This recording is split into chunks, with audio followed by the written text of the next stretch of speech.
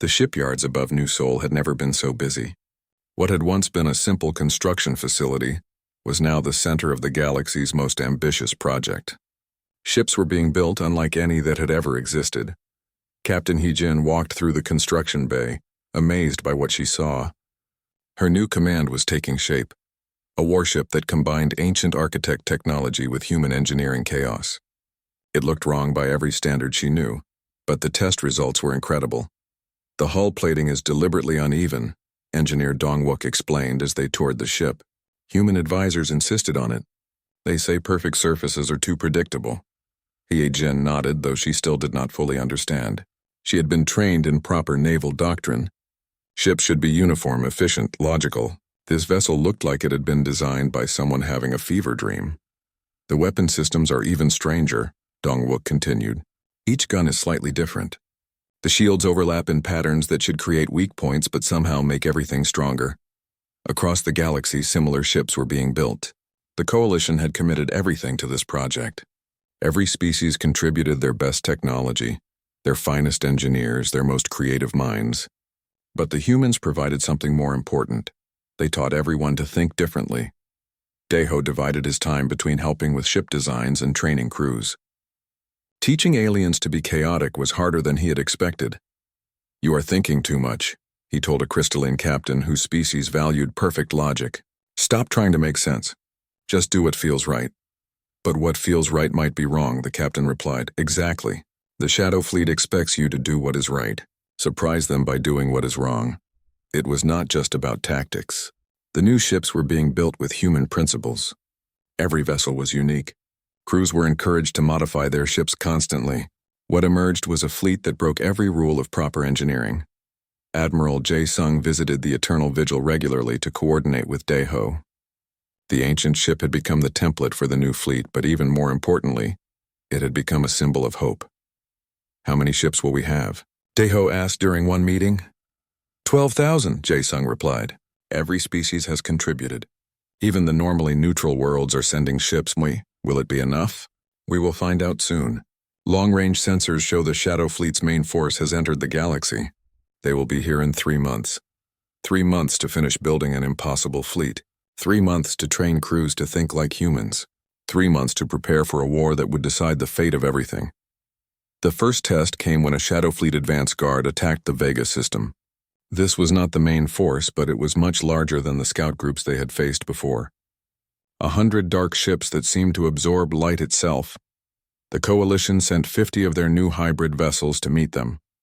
Captain Hee-jin commanded the lead ship, her crew a mix of humans and aliens all trained in chaos tactics. "Remember," she told her crew over the intercom, "we do not follow the battle plan because there is no battle plan. Each ship fights independently. Each captain does what feels right. Trust your instincts, not your training." The battle that followed amazed military observers across the galaxy. Ships that should have been destroyed somehow survived by doing things that made no sense. The human-designed weapons caused damage that physics said was impossible. Most importantly, the Shadow Fleet could not predict what would happen next. "Enemy vessel targeted our port shield," reported the tactical officer. "Shall I reinforce it?" "No," Hee-jin said, following her human training. "Drop the port shield completely and put all power to starboard." The Shadow Fleet ship fired exactly where the shield had been, hitting nothing but empty space. The chaotic power distribution to starboard created an energy feedback that somehow turned their own shield into a weapon. Across the battlefield, similar impossible events were happening.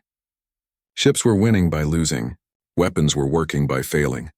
The Shadow Fleet, for all their ancient power, had no idea how to respond. When the battle ended, 30 Shadow Fleet ships had been destroyed. The Coalition lost only 7 vessels. More importantly, they had proven that the new tactics worked. But in the depths of space, something was watching and learning. "The Shadow Fleet is adapting," Aegis warned Daeho after studying the battle recordings. "They are beginning to understand chaos tactics. The main fleet will be prepared for what we used at Vega. Then we need to become more chaotic," Daeho replied. He was working on new modifications to the Eternal Vigil, systems that did not just break the rules but rewrote them completely. The ship was becoming something beyond architect design, beyond human engineering, beyond anything that had existed before. "What are you building?" Engineer Dongwook asked as he helped with the modifications. "I am not sure," Daeho admitted. "I am just following ideas that feel right." The modifications were insane by any standard. Weapons that fired backwards to hit targets in front. Shields that worked better when turned off. Engines that ran on paradox and contradiction. Reports came in from across the galaxy. The Shadow Fleet's main force was vast beyond imagination. Millions of ships, each one capable of destroying planets. Their formation stretched across entire star systems. Worst of all, they had learned from the earlier battles. "They are using chaos tactics now," Admiral Jae Sung reported grimly. "Somehow they figured out how to be unpredictable." "But they are still thinking like the Shadow Fleet," Daeho said. "They are trying to be chaotic the way they think chaos should work. That is not real chaos. What is real chaos?" Daeho looked at the modifications he had been making to his ship. At the fleet of impossible vessels being built across the galaxy. At the alien crews learning to think like humans. "Real chaos," he said, "is when you do not even know what you are doing. But it works anyway." The final preparations were frantic. Ships launched before they were finished, with crews still learning their systems. The fleet that assembled at the Sagittarius staging area looked like a collection of beautiful mistakes. But when Daeho looked at them through the Eternal Vigil sensors, he smiled. They were perfect in their imperfection, chaotic in the way only humans could teach, ready to face an enemy that had conquered galaxies by being utterly predictable. The Shadow Fleet's main force was 3 days away. The impossible battle for the galaxy's survival was about to begin, and somewhere in the enemy fleet, an ancient intelligence was discovering that some things could not be learned, could not be predicted, could not be conquered. Some things could only be experienced, and the Shadow Fleet was about to experience what it meant to fight an enemy that had learned to embrace beautiful, wonderful, impossible chaos. The meeting room on Coalition Central was packed with beings from across the galaxy. Generals, admirals, politicians, and scientists all wanted to know the same thing. How had one human defeated an entire hive-mind fleet? Daeho sat at the center of it all, feeling very uncomfortable. He was still wearing his mechanic's jumpsuit because no one had given him time to change. Next to him, his sister, so young, handled most of the questions with diplomatic skill. "The ship chose him," she explained for the 10th time. "We do not understand why, but it will only respond to my brother." Elder Yunthara, a being made of living crystal, spoke in a voice like breaking glass. "This vessel predates all known civilizations. Our oldest records speak of the architects, but we thought they were myths."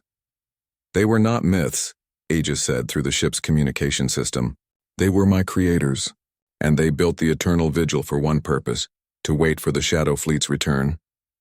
The room fell silent. Even the politicians stopped talking. Admiral Jae Sung, the human fleet commander, leaned forward. "What is the Shadow Fleet?" Images appeared on the room's displays. Dark ships that seemed to bend light around them.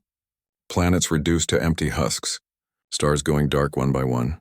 "Death," Aegis said simply. "The Shadow Fleet consumes entire galaxies. They turn matter into dark energy, life into emptiness. The architects fought them for 1,000,000 years before finally losing. But the architects built this ship to fight them?" General Thalnok, a massive warrior from the Titanium clans, asked. "Not to fight," Aegis corrected. "The architects learned that conventional tactics fail against the Shadow Fleet. They adapt to any strategy, counter any weapon. So the architects tried something different. They built a ship that would bond with a being capable of impossible thinking." All eyes turned to Daeho. He shifted uncomfortably in his chair. "Why humans?" So Young asked. "What makes us special?" Elder Yunthara answered. "You are the only species we know that actively embraces chaos. Others seek order, structure, predictable patterns. Humans seem to prefer confusion." "We call it creativity," Daeho said quietly. "Same thing," Aegis agreed. "The Shadow Fleet cannot predict chaos, cannot adapt to creativity, cannot counter the impossible." The meeting was interrupted by alarms. Admiral Jae Sung received a message that made his face go pale. "The outer monitoring stations have gone dark," he announced. "All of them. Something is coming from deep space." Within hours, the first reports arrived. Ships unlike anything in the databases had appeared at the galaxy's edge. They were not attacking yet, just watching, studying, learning. "Scout ships," Aegis confirmed when shown the images. "The Shadow Fleet sends them first to analyze defenses. The main force will follow soon. The coalition's response was predictably chaotic. Some species wanted to negotiate. Others demanded immediate military action. A few suggested surrendering Deho to the invaders to avoid total destruction. They will not negotiate, Elder Yunthara said, and surrender will only delay the inevitable. These beings consume galaxies. Deho spent the next few days aboard the Eternal Vigil, learning more about its systems. Each discovery amazed him more than the last. The ship could create new technologies in minutes. It could adapt to any situation.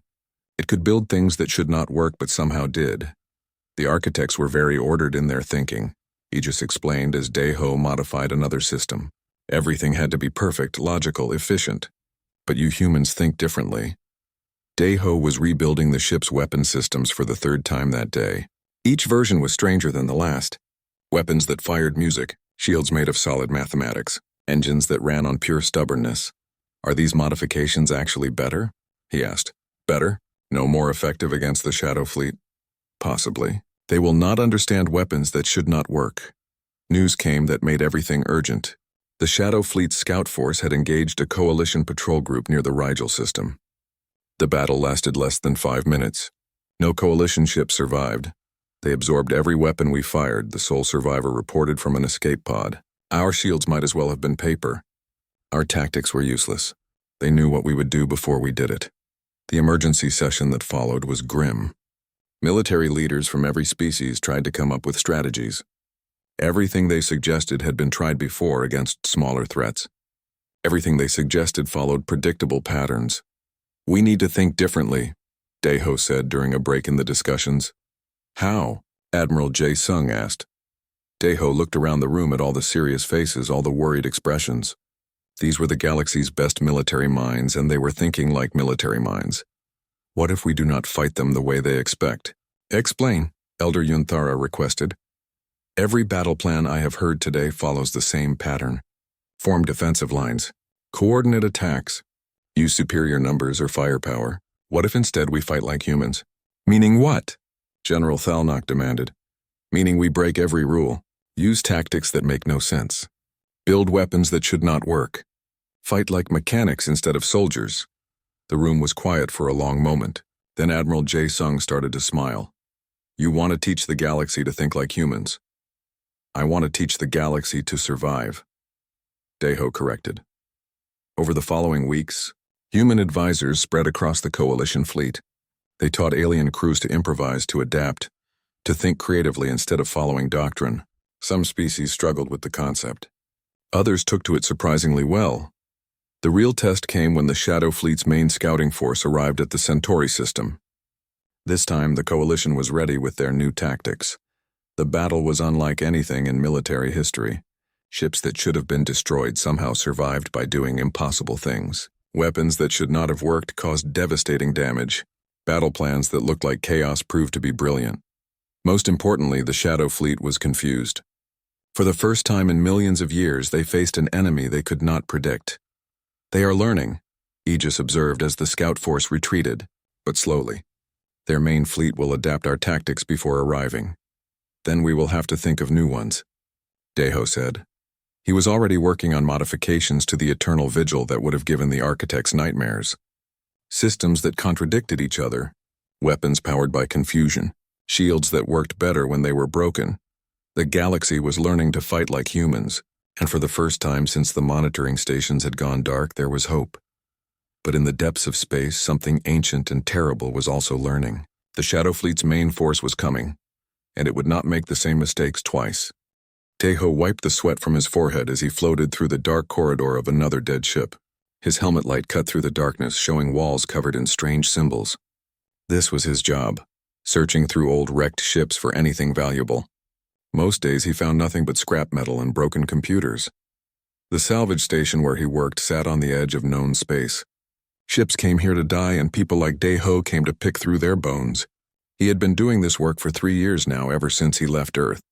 His boss Sunmi always said he had good instincts for finding the valuable stuff. Today felt different, though. His scanner was making sounds it had never made before. The readings showed energy signatures that made no sense. Dead ships did not have energy. They were supposed to be cold and empty. Sunmi, are you getting these readings? Deho spoke into his radio. I see them, came the reply. What kind of ship is that anyway? The computer cannot identify it. Deho looked around the corridor again. The walls were too smooth, too perfect. The metal had a strange blue tint that seemed to glow slightly. He had never seen anything like it in all his years working salvage. He followed the energy readings deeper into the ship. The corridors were huge, big enough for beings much larger than humans. Everything was built on a massive scale. The doorways were 3 times his height. The walls curved in ways that hurt his eyes to look at. After 20 minutes of walking, Deho found what he was looking for. A massive chamber opened up before him, so big his light could not reach the far walls. In the center sat something that made him stop breathing for a moment. It was a crystal, but not just any crystal. This one was the size of a small building. It pulsed with soft blue light that seemed to come from deep inside. Cables as thick as his arm connected it to machines he could not understand.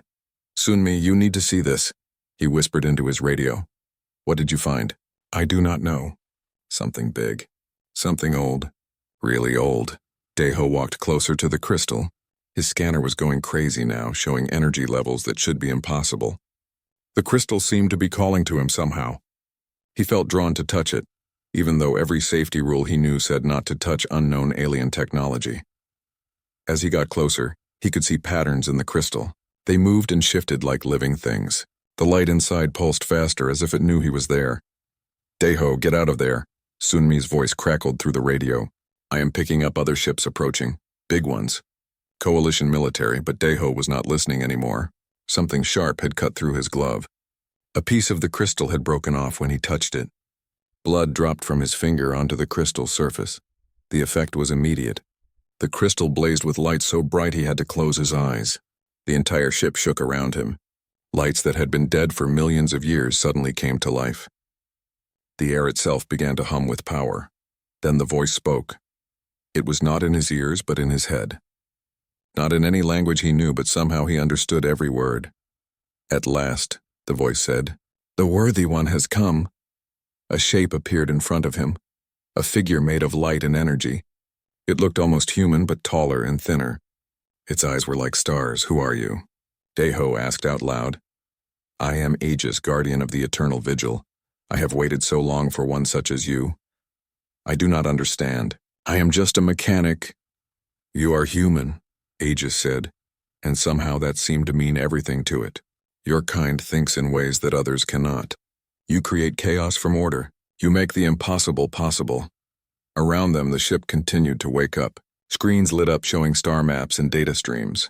The crystal pulsed brighter with each heartbeat. Deho could feel the ship's systems connecting to his mind somehow. "This ship is yours now," Aegis told him. "It will bond with you, learn from you. Together you will face what is coming." "What is coming?" But before Aegis could answer, Sunmi's voice cut through the radio again. "Deho, coalition ships are surrounding you. They are demanding you surrender the vessel immediately. Whatever you did in there, it has their attention." Through the ship's new sensors, Deho could see them, dozens of warships forming a blockade around the ancient vessel. Their weapons were charging. Their commanders were demanding he shut down the ship and prepare to be boarded. "I cannot shut it down," he told Sunmi. "I do not know how." "You do not need to know," Aegis said. "The ship knows you now. It will protect you." As if responding to the AI's words, new systems came online around them. Deho felt information flowing into his mind. Weapon systems, shield generators, engines that could bend space itself. The ship was not just big. It was powerful beyond imagination. "Deho," Sunmi's voice was urgent now. "They are targeting you. You need to get out of there." But Deho was looking at the tactical display that had appeared in his mind. The coalition ships were like toys compared to what he now commanded. Their weapons could not even scratch the Eternal Vigil's shields. Their fastest ships were slower than this ancient vessel's lowest speed. "Human," Aegis said. "What will you do?" Deho thought about all the times aliens had called humans primitive, all the times they had been treated like children who had barely learned to walk among the stars, all the times his own work had been dismissed because he was just a human mechanic. "I am going to show them what humans can do," he said. Outside, the coalition fleet was getting impatient. Warning shots fired across the bow of the ancient ship. Demands for surrender repeated on all frequencies. But inside the Eternal Vigil, something new was being born. The combination of human creativity and ancient technology, the joining of chaos and order, the beginning of something the galaxy had never seen before. Daiho placed his hand on the crystal again. This time he was not afraid. "Aegis," he said, "teach me how to fly this thing." The AI's expression might have been a smile. "With pleasure, worthy one. Let us show them what you humans call impossible." The Coalition fleet commander was not happy. Admiral Kesran clicked her mandibles in frustration as she stared at the ancient ship on her screen. Her insect-like features showed clear anger. This was supposed to be simple. One human in an old wreck. Now her sensors were telling her impossible things. "The energy readings are off the scale," her tactical officer reported. "That ship is more powerful than our entire fleet combined." "Impossible," Kesran clicked. "No ship is that powerful. Humans barely know how to build proper engines." But the readings did not lie. The ancient vessel's shields were stronger than anything in their databases. Its weapons could probably destroy planets, and somehow a human mechanic was in control of it all. Inside the Eternal Vigil, Daiho was learning fast. Aegis was teaching him the ship's systems, but not in the way computers usually worked. Instead of complicated manuals and training programs, the knowledge seemed to flow directly into his mind. "The ship will learn from you," Aegis explained. "It will adapt to your way of thinking. This is what makes humans special. You do not follow rules. You make new ones." "Sunmi," Daiho called on his radio, "I need you to contact my sister. So Young works for the human embassy. Maybe she can help with this diplomatic mess." "Already did," Sunmi replied. "She is on her way." "But Daiho, there are more ships coming. Not Coalition this time. Something else." The ship's sensors picked them up before the Coalition fleet did. Dark shapes moving through space faster than should be possible. Their ships looked like they were made of metal and flesh combined. "Hive mind vessels. Aegis, who are they?" "The Collective," the AI said, and for the first time it sounded worried. "They seek to add all technology to their hive. They will not negotiate. They will not retreat. They will attempt to take this ship by force." Admiral Kesran was receiving the same sensor readings. The hive mind fleet was 3 times larger than her own. Worse, they were ignoring all communication attempts. The insectoid creatures that made up the hive mind had only one goal: absorb everything in their path. "All ships, prepare for battle," she ordered. Then reluctantly, she opened a channel to the ancient vessel. "Human, you must surrender your ship to Coalition custody immediately. We cannot allow the hive mind to capture that technology." Daiho looked at the tactical display Aegis had created in his mind. 60 Coalition ships, 200 hive mind vessels, and him in the middle. Any normal person would surrender or run, but Daiho was starting to understand what Aegis meant about humans being different. "Aegis, can this ship fight all of them?" "The ship can," Aegis replied. "But can you? You must command it. You must think like no one has thought before." The hive mind fleet attacked without warning. Their bioships launched weapons that ate through normal shields like acid. They fired projectiles that turned into smaller ships when they hit their targets. Their tactics were perfect, coordinated, unstoppable. The Coalition fleet tried to respond with standard military doctrine. Ships formed battle lines. Weapons fired in coordinated volleys. Shields overlapped for maximum protection. Everything by the book, it was not enough. The hive mind ships adapted to every tactic instantly. When the Coalition used energy weapons, the bioships absorbed the energy and became stronger. When they used projectile weapons, the bioships caught them and fired them back. "All Coalition ships fall back," Admiral Kesran ordered as her fleet began to break apart. "We cannot stop them." But Daiho was not thinking like a military commander. He was thinking like a mechanic, someone who fixed broken things by trying different solutions until something worked.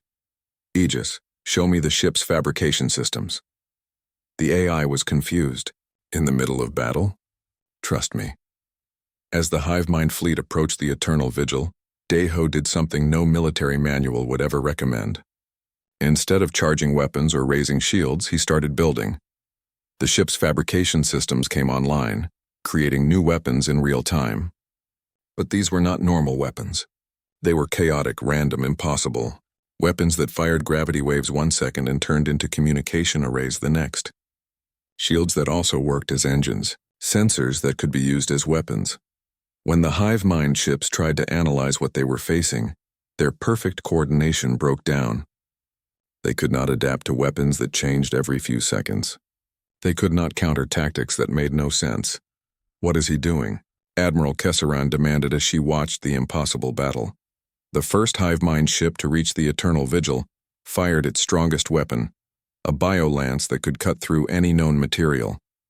Deho responded by creating a shield that absorbed the weapon and turned it into a flower garden. Literally, flowers bloomed across the enemy ship's hull. The second attack was a swarm of smaller bioships that tried to board the ancient vessel. Deho turned the ship's gravity generators inside out, creating a field that sent the boarding craft flying away so fast they became shooting stars. But the real moment of genius came when the hive mind tried their ultimate tactic, planet killer weapons. Massive bioconstructs that could destroy entire worlds. They fired 3 of them at once, thinking no ship could survive such an attack. Deho looked at the incoming weapons and had an idea that would have gotten him thrown out of any military academy. Instead of destroying the planet killers, he hacked into them. Using the ship's systems, he reprogrammed their targeting. Computers, the 3 planet killer. Weapons turned around and locked onto the hive mind. Command ships instead. The explosion when they hit was visible from 3 star systems away. The surviving hive mind ships did something no one had ever seen before. They retreated. The perfect, unstoppable collective ran away from one human in an ancient ship. Impossible, Admiral Kesseran whispered. A new voice came over the communication system. Brother, what have you gotten yourself into? Deho smiled for the first time in hours. Hello, So Young. I found an old ship. His sister's diplomatic vessel was approaching through the wreckage of 2 fleets. So Young had always been better with words than he was. If anyone could help him navigate this political disaster, it was her. Deho, Aegis said quietly. You fought like no being I have ever seen. Chaotic, unpredictable, brilliant. I fought like a human, Deho replied. We do not follow the rules because we do not know what they are. As the diplomatic talks began, as the coalition tried to understand what had just happened, as reports of the battle spread across the galaxy, one thing became clear. The universe had just learned that humans were not as primitive as everyone thought. And this was only the beginning. The Eternal Vigil hung in space, its systems already learning from the battle, already preparing for whatever came next. And at its heart, a human mechanic was discovering that sometimes the best way to fix something was to break all the rules first. The Shadow Fleet filled the sky like a dark storm. Millions of ships blocked out the stars, their hulls absorbing light and hope alike. They moved in perfect formation, a wall of death advancing toward the galaxy's core. President Kitek watched from Earth as reports flooded in. The enemy fleet was larger than anyone had imagined. Each ship was powerful enough to destroy worlds. Together they represented the end of everything. How do we fight something like that? He asked General Haywan. We do not fight it, the general replied. We outthink it.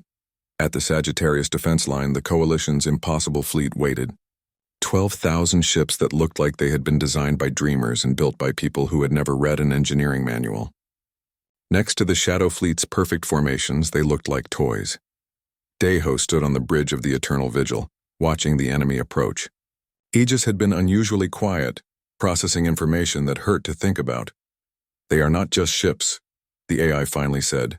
They are the architects themselves. High creators changed into something terrible. What do you mean? The Shadow Fleet consumed the architects long ago, but it did not destroy them. It converted them, made them part of itself. They are still in there, trapped inside ships that were once their bodies. Deho felt sick. So we are fighting the people who built you? We are fighting what they became when they lost the ability to create. When order became more important than life itself. The first exchange of fire lit up space like a new sun. The Shadow Fleet's weapons were beyond devastating. They did not just destroy matter, they erased it from existence. Entire coalition ships simply stopped being there. But the coalition ships fought back with weapons that should not work. Captain Hyjin's vessel fired a beam of pure confusion that made an entire Shadow Fleet formation forget what it was doing.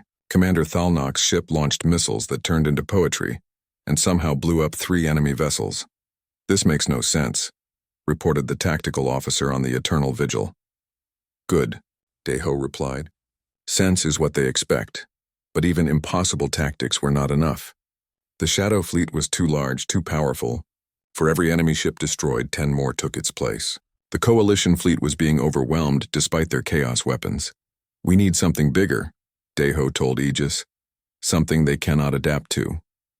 What did you have in mind? Deho looked at the modification he had been working on for weeks. It was the most insane idea he had ever had. So insane that even thinking about it made his head hurt. What if we do not fight the Shadow Fleet? What if we save it instead? Explain. You said the architects are trapped inside those ships. What if we free them? Aegis was quiet for a long moment. That would require transmitting chaos directly into their network, overwhelming their perfect order with pure randomness. It would be like giving the entire Shadow Fleet a human imagination. Can we do it? The Eternal Vigil has that capability, but you would have to broadcast your own thought patterns into millions of minds simultaneously. The feedback could destroy your brain. Deho looked at the battle raging around them. Coalition ships were dying by the hundreds. The impossible fleet was becoming an impossible sacrifice. My sister, he called over the communication system. So Young, are you there? I am here, brother, came the reply from her diplomatic vessel.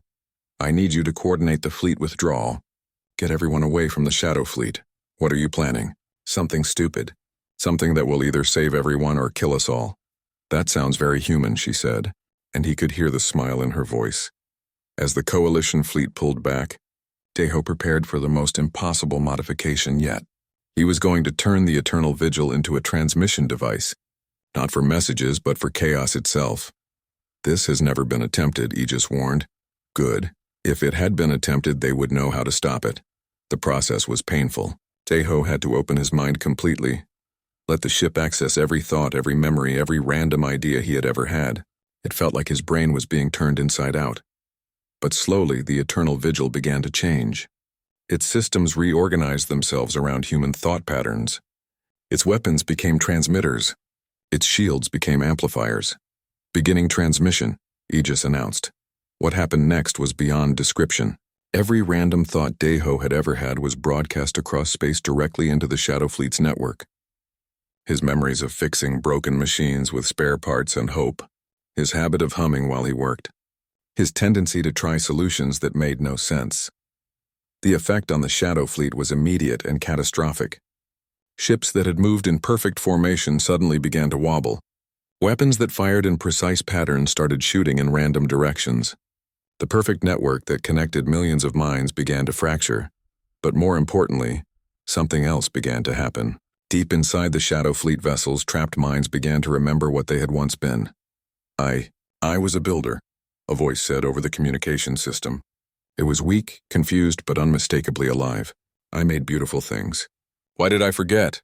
More voices joined in. Thousands, then millions. The architects were waking up inside their prison ships. We were creators, another voice said. We brought light to dark worlds. How did we become destroyers? The Shadow Fleet's perfect formation dissolved into chaos. But this was good chaos. The chaos of awakening minds, of creativity returning, of beings remembering how to dream. What have you done? The voice that spoke now was different, stronger, angrier. It came from the massive command ship at the fleet's center. I set them free, Deho replied, though speaking was becoming difficult. The transmission was draining everything from him. I am Vex Mortis, the voice said. I am the Shadow Fleet's will made manifest. You cannot undo millions of years of perfect order with your primitive chaos. Watch me. Deho pushed harder, broadcasting not just his own thoughts but the thoughts of every human who had ever lived, the dreams of artists and inventors, the stubbornness of mechanics and the creativity of children, the beautiful, impossible chaos of humanity itself. The Shadow Fleet command ship began to change. Its perfect black hull cracked, revealing light beneath, and from those cracks came another voice, older, sadder, but full of hope. I remember now, it said. I am the Architect Prime, the first to bring order from chaos. But I forgot that chaos is where all creation begins. No, Vex Mortis screamed. Order is perfection. Order is eternal.